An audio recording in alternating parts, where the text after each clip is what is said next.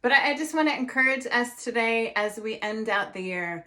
Who are those people in your life who maybe you haven't seen this year at all, but they've been on your mind that you could just send a note to, whether it's on Twitter or Facebook or Instagram, or you have their number and you could send them a text message or call them. I just want to encourage you to do that.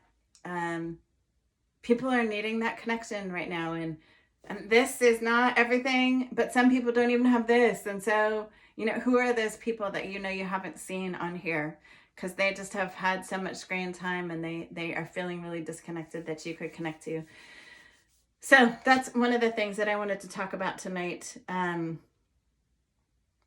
had a lot of conversation in the last 24 hours. I don't know why this has come up around faith and the law.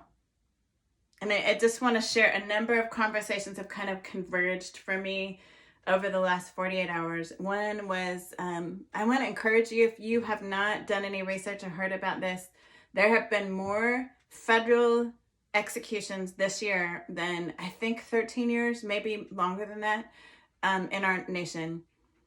And it's just interesting that in a Republican presidency, conservative, pro-life, I just find it interesting that there are more executions by far, like huge numbers of executions this year. I want to say 13 people executed this year after none being 27 years. There we go. Thank you.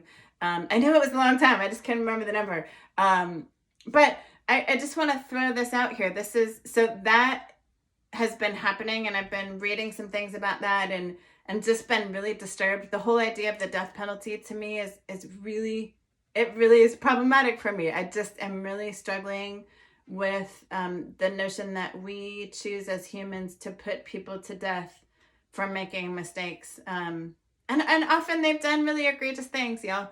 But there are some that haven't also. But the same folks that are putting people to death are also proclaiming pro-life on the other. And so I've been wrestling with kind of these notions of the intersection of faith and law and justice. And there's policing and there's justice, and there's incarceration and there's justice. They're two really different things. And so I think really it's tough to think about, how do we navigate as people of faith, whether you're a Muslim or a Christian. But I think I'm speaking particularly to my Christian brothers and sisters right now. How do we navigate in these spaces of faith around law and justice? This came up again today in a whole Twitter thread, just around who gets to break rules and for whom is it okay to break rules. And this is how it came up. Last night, our son went to a friend's church, and in our state, the state of Washington, not all of you are from Washington, but in our state, there is a new rule that there's no concerts of any kind. And churches are supposed to have one person singing and one accompanist. That's the rules now. You can think whatever you want to think about that, but those are the newest rules from our governor.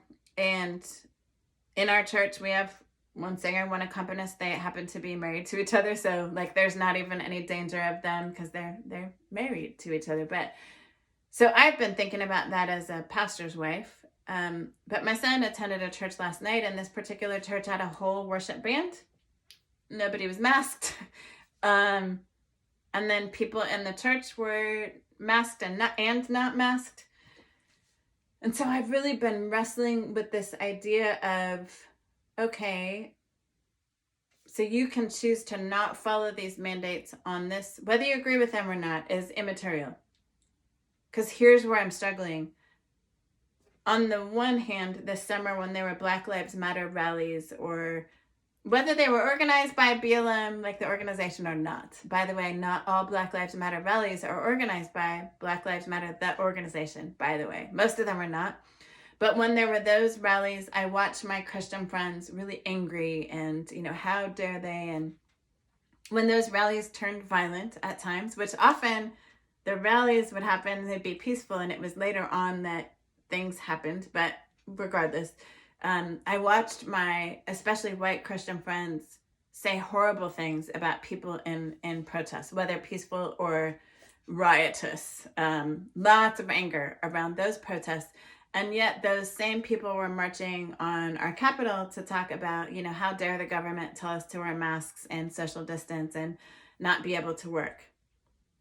So I have been left today really thinking about who gets to choose when and who follows the rules. And that I've been really wrestling with that. Because it feels incredibly hypocritical, feels super selective. And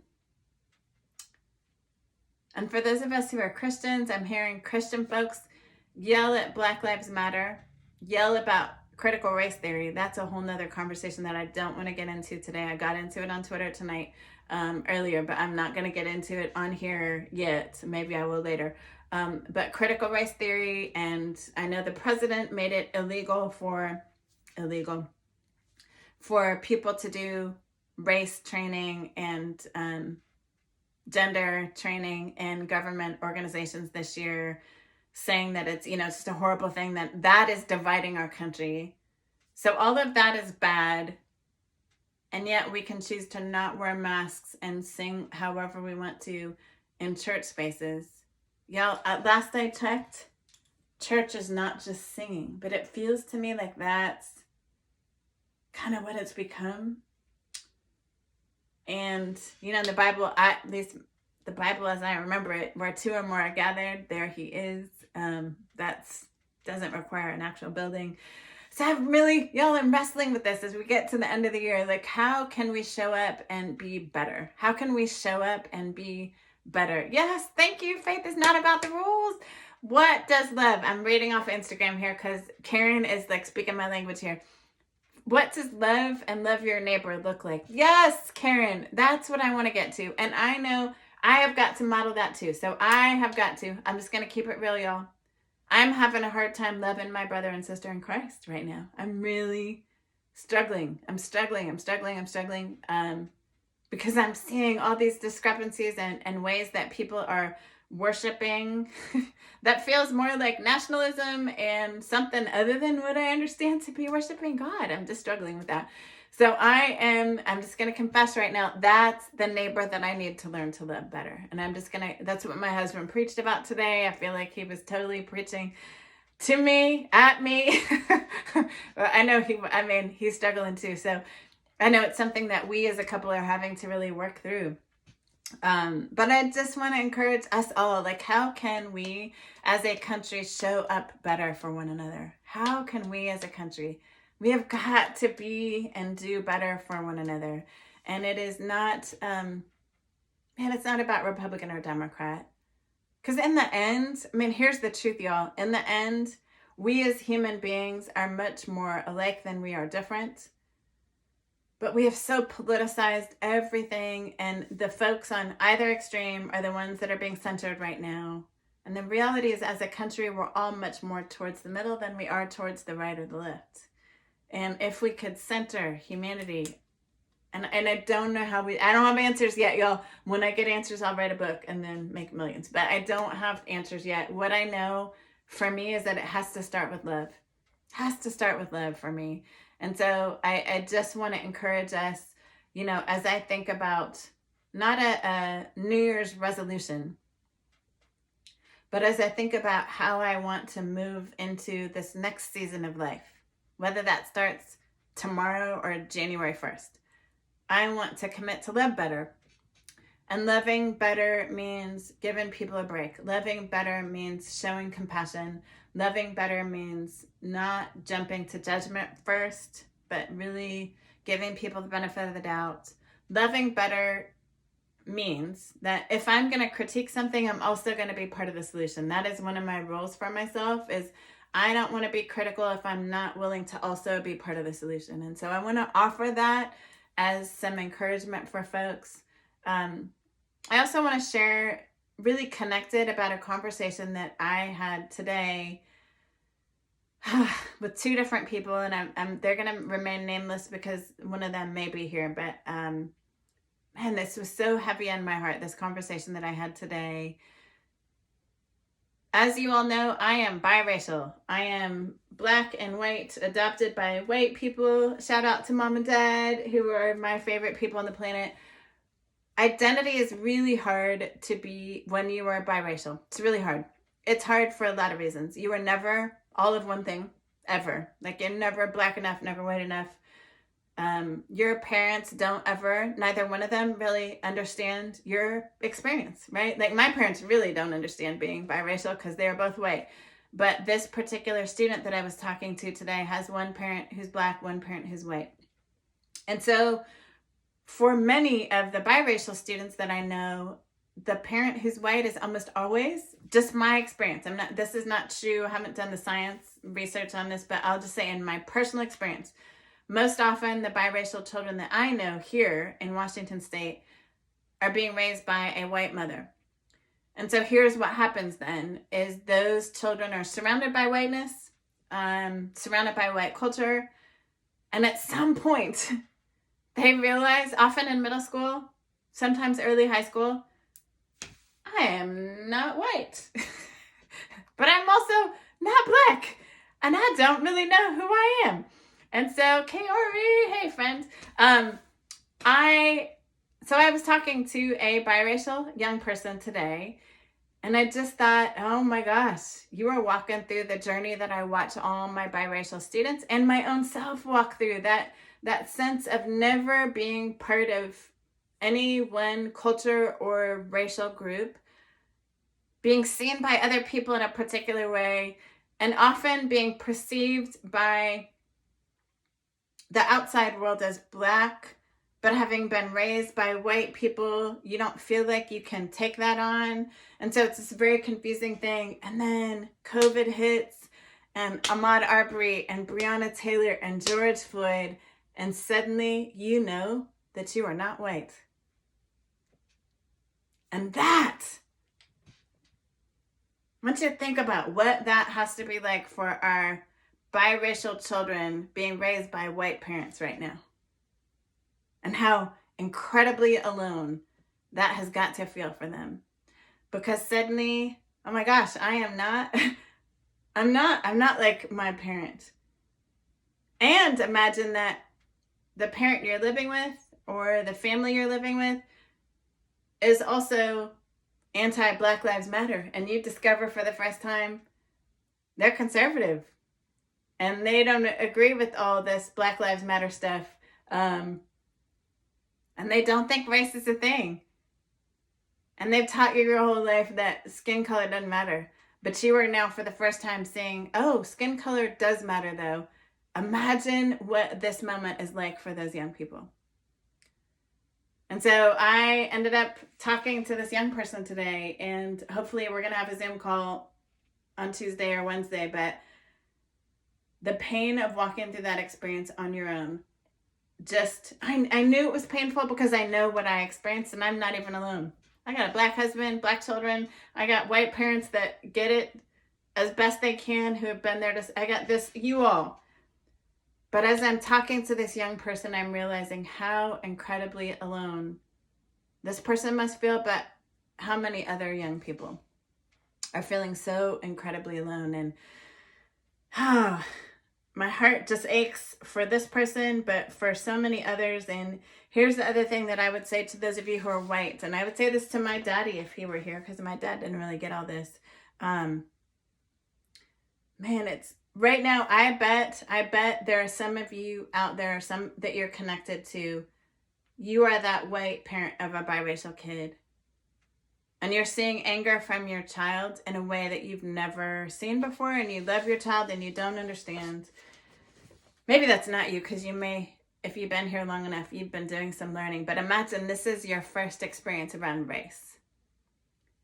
And suddenly your child seems really angry, and it feels like they are really angry at you. I'm going to offer today that it's not about you. It's not about you. You now represent all that they have not understood before. And the pain that they're feeling of not understanding their own identity. Because you're the one who's around, they may lash out at you. And so I just want to offer to those of you who are raising Black children right now and you're not Black, if you're seeing anger, compassion, y'all, compassion. And don't take this personally. It's so easy to take this season personally and to think your child hates you and how dare they hate you. You've been feeding them for all this time. Realize that this is part of growing pains. This is part of the growing pains of us as a country not being willing to face our truth. And I'm going to offer, and I am going to go to the CRT place, this critical race theory place, because I got into it on Facebook or on Twitter with this tonight. If you have not heard of critical race theory, it is a way of thinking about race and racism. And there's been a lot of critique of critical race theory, particularly by evangelical white folks. And I'm going to suggest that for most of the people who are critiquing it hard, they actually don't even understand it, haven't done a ton of research on what it is. But it is a way of talking about race, a way of thinking about race and racism. And it's gotten a lot of hate. And I'm going to offer a couple things tonight. I do not come into this work of race with a critical race theory lens. I was not trained in higher education on critical race theory. I actually didn't go to school for this. I have lived almost 50 years of this. So I come to this work as someone who loves Jesus and believes that I was made by God, biracial. I was made with the story that I have to talk about race and true reconciliation, which means making things right between. I am the embodiment of what can happen, I believe, if we were to get this right. But here's what I'm going to offer. I'm going to offer that I think instead of getting angry about a methodology you don't agree with, what if we were to actually talk to one another? I think our greatest problem right now in this moment, as I see it, and again, I am no one, I'm just Erin Jones, is that we're not talking to each other. And instead of having the hard conversations, talking about race is hard. As anyone who's heard me talk has heard me say a million times, it is uncomfortable. Guess what's more uncomfortable? The division that we are facing today in this moment. The division that I believe we're going to face over the next months as we transition to a new president. I absolutely believe we're going to see some of the greatest discomfort. I'm going to use a nice word. Conflict. And I believe that 90% of that is because we have not been willing to have the hard conversations that need to be had.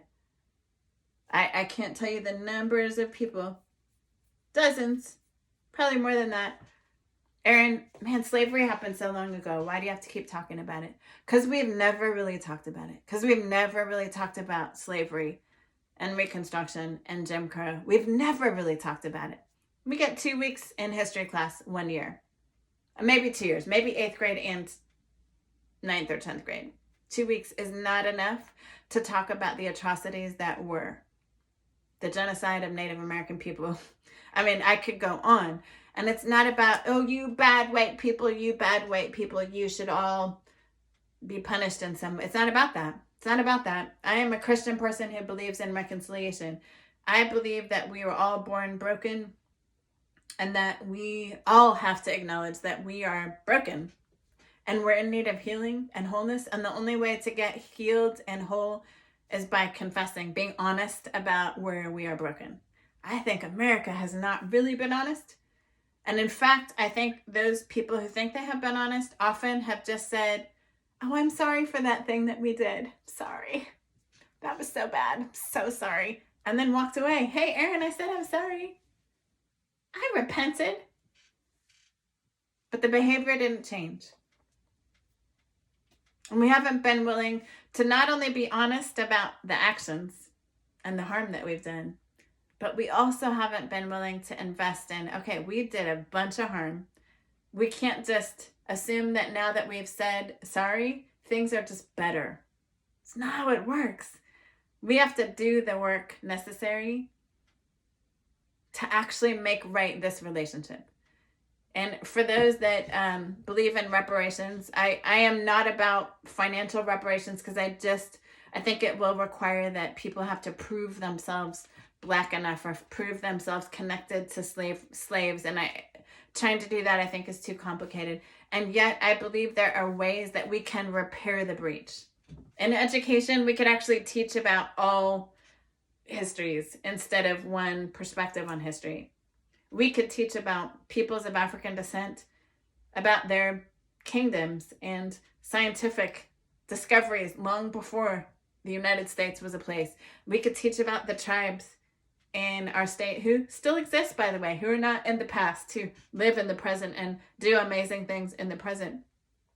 We could teach about what happened when we pushed Native peoples to reservations and they no longer could live the way that they had lived for hundreds of years. Right? We could be honest about our history. That could be part of reparations. We could think about who's not had access to healthcare. Traditionally, who's not had access to healthcare, who's not had access to higher education. We could invest in making sure that those people have access. That's reparate. That's saying I'm sorry and meaning it. Doing the work to repair the brokenness. That's what I'm about. And again, I'm going to go back to something I said right up the top. That's love. Y'all, when I mess up with my husband, just saying, oh, honey, I'm sorry, and walking away and going back to my same doesn't, that would not fly, y'all. I would not still be married. Right? I have to not only say sorry to change my behavior, I have to work now to repair that broken relationship. And so I just want to offer tonight, as people are losing their minds about CRT and white privilege, all these words, y'all, get over yourselves. It's not about that. Like, I get there are some people that do that kind of training and use it as a weapon. I would offer that we do lots of training and use it as weapons. Y'all, social emotional learning, those of you that are teachers, we use CEL programs as weapons against Black and brown and poor children. Like, just behave in a certain, we got to stop using all this stuff as weapons. And we got to get to love. Okay, if you were to imagine that neighbor of yours who looks very different from you as actually a member of your own family, how would you treat a member of your own family? Right? If that, just because they look different, I want you to imagine that they are a member of your own family. Guess what? The United States of America, that is our family. It's a family we've been placed in. And maybe you chose this family, but we're here. And we can either choose to love one another. Doesn't mean we have to like or agree with them all the time. But what if we were to assume that they're part of our family? What if we were to want their best too? What if we were want them to live their best lives? One of the things I've talked about a lot, and also in recent weeks, is this, we have this notion of scarcity. You know, if you give them this piece of the pie, it's going to be less for me. Y'all, America is not a pizza. It's not as if I give one person a slice of pizza, now there's only 9 pieces left. If I give everybody some pizza, then they have food in their belly to go make more pizza, to get another job, right? And so the scarcity mentality to me just does not make sense. It doesn't make sense. What if I were to want the best for that person who's living under the bridge? What if they were to be able to find their dream job and get the mental health care they needed and get the health care they needed and get a house and get a job and now pay taxes and buy stuff in stores? Like, to me, it's so simple, and yet it's so anti kind of how we are thinking right now as a country. That to me is love. That to me is love. It's not the mushy, let's all stand around a campfire and sing Kumbaya. It's how do I show up and use all that I've been given to help the people around me, whoever they are, whether I know them or don't.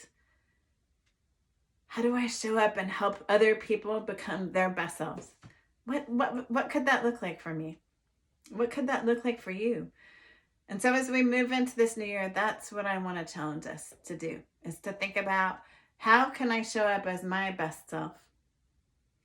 How can I really strive to be not perfect, y'all. I think we have gotten caught up in this perfection and measuring ourselves against other people and acquiring things.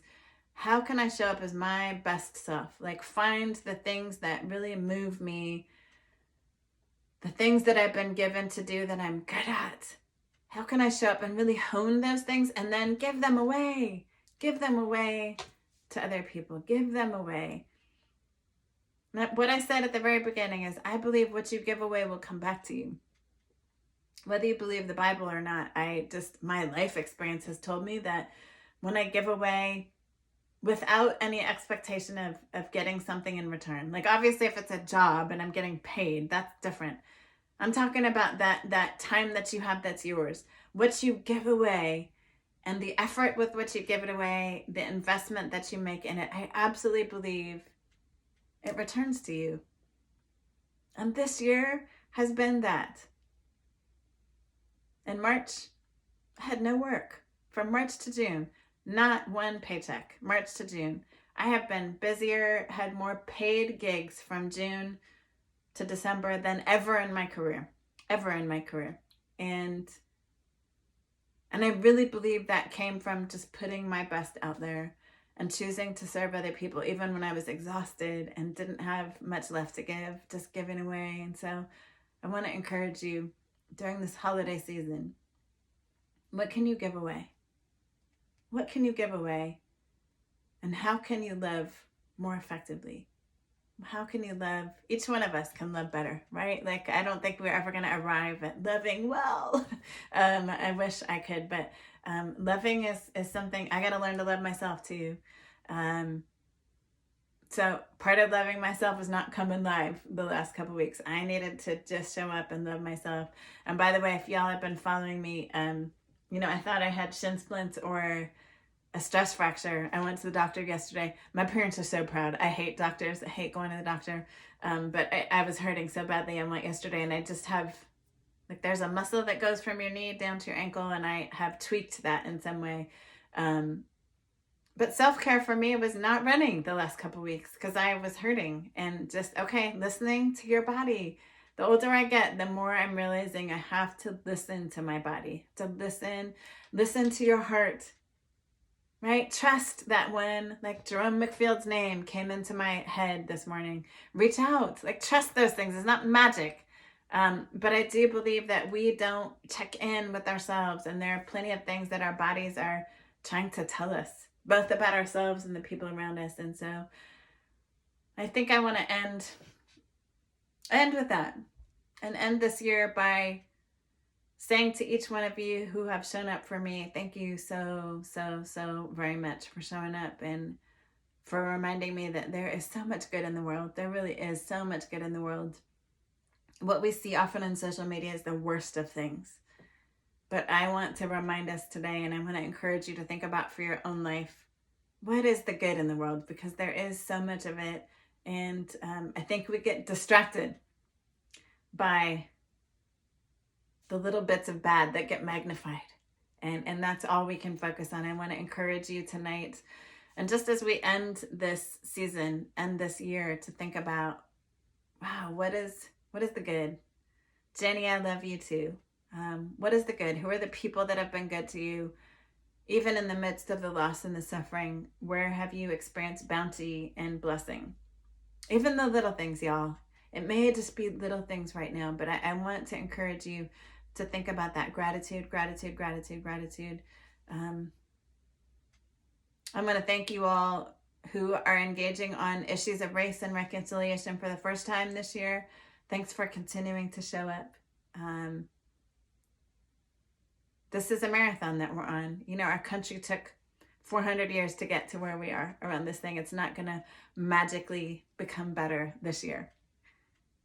But I feel like we are exponentially growing as a community, and just so thankful that there's so many of you that have your own communities also doing this work. So we get to do this work exponentially. And so I'm super thankful for each one of you that shows up and is willing to grow and push and share articles and share videos and read books. And so I want to encourage us to stay there, to stay in it. When the new year hits, we're not magically going to get better. We got to keep going at it. And I will still be here.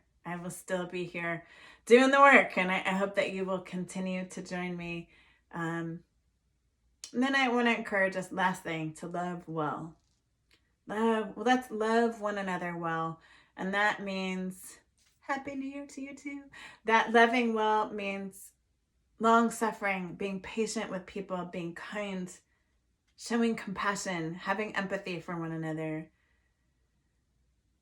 doing our best to get curious and not judgmental, treating other people like we treat our family. But here's the other thing I would say: if you're not treating your family well, right? Like, let's think about, how do we really want to be treated? As we imagine our own selves being loved, how can we love others and really seek to love others in such ways that allow them to be their best selves, right? Imagine if each one of us were to do that, just with one or two or three people. Imagine if we could love people into their best selves. Imagine what this country would be like. And so that is my offering as we enter the new year. I'm going to read this message from Karen too, because Karen, you are on it today.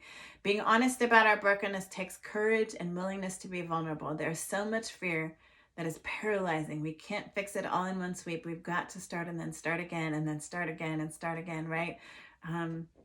Fresnel and I and Dr. Self just did a podcast this week. We recorded it. It won't go out till the new year, but one of the things we talked about is the greatest lessons we've learned from athletics is falling down and getting back up. I really absolutely believe, if you could ask me, what's the one most important lesson you learned as an athlete? It's to fall down and get back up. It's not staying down. Like, when you get knocked down, which you will, you are going to be knocked down. That is a guarantee. Life is going to knock you down. Are you willing to get back up? We could just do that thing. Just get knocked down, get back up. And when life knocks you down, are you willing to keep moving? When someone else knocks you down, are you willing to forgive and to reconcile? And yes, that is really hard. That is really hard. It is hard. This life thing is not easy. And I think I'll say this again to my Christian brothers and sisters. I think what has frustrated me a bit by my brothers and sisters in Christ recently is there's this notion that once you become a Christian, life should be easier and that we should have freedom. And I just don't see that in the Bible. I don't see it. I mean, Jesus did not have it easy. He died on a cross. He got hung on a cross, beat, whipped. So I don't know where we get this idea that life should be free and easy for us. It's not easy. And so, yeah, you're right, Karen. Getting it right is hard, and admitting that we're not right and we're not perfect is hard.